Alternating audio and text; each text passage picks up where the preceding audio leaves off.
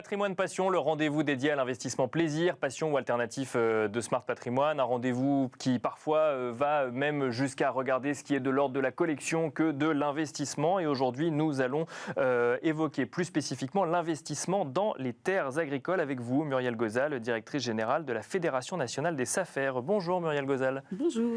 Bienvenue sur le plateau Smart Patrimoine. Un mot peut-être pour ceux qui ne connaîtraient pas les SAFER. Quel est leur rôle? Puisque on va parler d'investissement, mais ça n'est qu'une toute petite partie du rôle des SAFER au quotidien. Oui, absolument. Alors les SAFER, elles ont été créées il y a 60 ans, avec à l'époque une mission qui était de restructurer le foncier agricole pour faire des exploitations agricoles de l'époque, des exploitations qui fassent vivre le couple d'agriculteurs qui est en place. Et depuis, en fait, elles sont régulièrement utilisées pour réguler l'accès au foncier et en fait permettre les projets. C'est-à-dire que le foncier, c'est souvent le support incontournable de tous les projets du territoire, qu'ils soient agricoles ou autres d'ailleurs. Et il faut le partager parce qu'on n'en recréera pas. Donc pour pouvoir réaliser son projet, il faut pouvoir accéder au foncier. Et pour accéder au foncier, il ne faut pas que ce soit uniquement celui qui a le plus d'argent qui puisse y accéder. Et donc ça, c'est vraiment le travail quotidien des SAFER. Et donc vous vous positionnez quelque part comme l'interlocuteur ou l'intermédiaire entre ceux qui ont un projet et ceux qui potentiellement pourraient aider à financer un projet aussi ou à accompagner un projet, c'est ça? Absolument. Alors, effectivement, on a des agriculteurs ou des gens qui ont des projets dans l'espace rural qui n'ont pas forcément ni l'envie ni les moyens d'acquérir le foncier. Nous, par contre, on ne travaille que sur le foncier, souvent à vendre, mais aussi à louer. On en parlera peut-être tout à l'heure. Et on fait de l'intermédiaire entre les uns et les autres. Et il nous arrive régulièrement, alors dans notre langage, on appelle ça attribuer, en pratique, vous appelleriez ça vendre, de vendre du foncier à par exemple, un jeune agriculteur, d'installer un jeune agriculteur en vendant le foncier à un apporteur de capital, quelqu'un qui a envie de l'accompagner, d'investir et de devenir propriétaire. On parle beaucoup dans cette émission d'immobilier et de variations sur les prix, d'impact de la hausse ou de la baisse des taux sur le marché. Quand on parle de foncier agricole, est-ce qu'il y a des tendances similaires? Est-ce que les tendances sont différentes? Quel est l'état du marché aujourd'hui? Alors le foncier agricole, par construction et à cause ou grâce aux SAFER, n'est pas spéculatif. Donc il n'y a pas de bulle, il n'y a pas d'explosion sur en général, le foncier agricole. Après, on pourrait avoir, sur certains sous-marchés, en viticulture par exemple, peut-être des tendances un petit peu plus dynamiques. Par contre, là, on est sur une période de plus de 30 ans de hausse continue, modérée, de la valeur du foncier agricole. Alors, je vous parle de moyenne nationale, on pourrait aller affiner un petit peu, mais du coup, on est sur quelque chose qui est assez sûr et potentiellement assez intéressant. Et en lien avec une demande supérieure à l'offre depuis plus de 30 ans? Qu'est-ce qui explique cette hausse modérée du foncier? Alors, en fait, dans la valeur du foncier, il y a deux facteurs principaux qui font varier le foncier. C'est les taux d'intérêt. Donc là, on est vraiment sur la dynamique de capacité à acheter. Et puis, les résultats des exploitations. En gros, les agriculteurs, quand ils ont les moyens, peuvent acheter du foncier. Il suffit que les banques puissent les suivre également.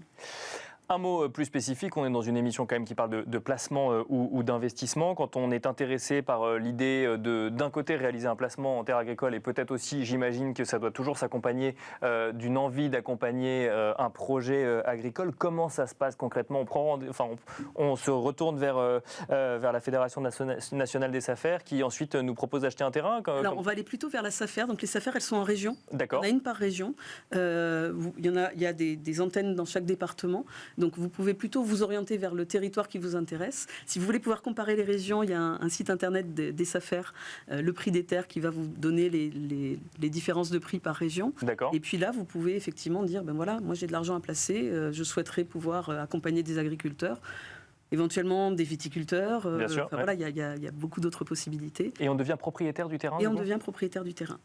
Avec un cahier des charges, on appelle ça, c'est-à-dire que c'est à l'acte qu'on va signer chez le notaire, il y a un certain nombre de conditions. Le terrain doit garder son usage agricole. Si vous avez été dans le cadre d'une attribution SAFER, vous devez vous engager à le louer à la personne qui avait été retenue, le jeune agriculteur par exemple.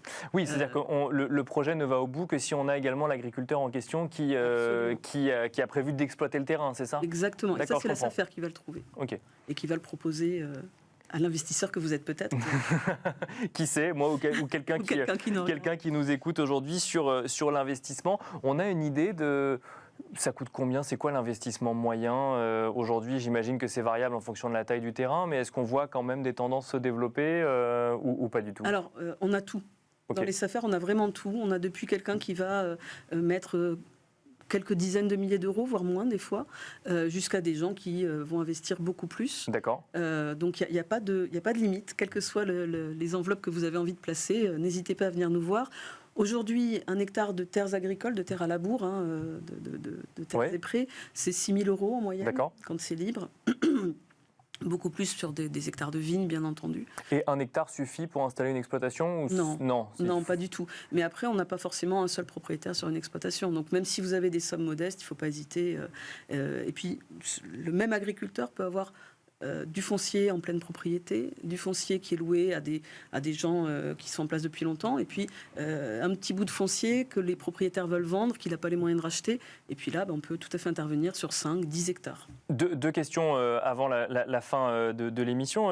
Première question, vous disiez qu'on peut avoir plusieurs propriétaires, c'est-à-dire qu'on peut acheter à plusieurs, investir à plusieurs sur des terres agricoles, c'est possible ça? Absolument. Alors, c'est possible de plein de manières différentes, et notamment on peut monter des petites sociétés pour porter ce foncier-là collectivement. Ou alors on peut tout simplement acheter chacun une partie de l'exploitation. Si on possède des terres agricoles, et puis on en parlera peut-être lors d'une autre émission, mais il est possible également de les... Alors on dit valoriser au sein des SAFER, il est possible de les valoriser, c'est-à-dire de se retourner vers une SAFER pour potentiellement dire, voilà, cette terre est disponible, trouvez-moi peut-être un investisseur ou un exploitant. Ou un exploitant, exactement. Alors si vous êtes vendeur, on achètera. Et si vous souhaitez trouver un exploitant, on pourra vous proposer des schémas, y compris des schémas qui peuvent vous permettre de préserver l'avenir. C'est-à-dire que vous avez du foncier, vous savez que dans quelques années, quelqu'un de votre famille va par exemple s'installer dessus, qu'il doit rester libre, la SAFER peut vous proposer une solution temporaire de gestion de ce foncier qui fait qu'il est quand même exploité, ce qui est quand même le plus important. Mais avec une date limite fixée à l'avance. Exactement. Ce que ne permet pas forcément le statut général du fermage. Merci beaucoup Muriel Gozal. Je rappelle que vous êtes directrice générale de la Fédération nationale des SAFER. Si on est intéressé par l'idée d'investir dans une terre agricole, c'est le prix de la terre. Le prix des terres pour le prix des terres. Et safer.fr pour trouver le contact de votre SAFER régional. Merci beaucoup. Le prix des terres.fr du coup j'imagine. C'est ça. Merci beaucoup Muriel Gozal. Et quant à nous, on se retrouve tout de suite dans Enjeu Patrimoine.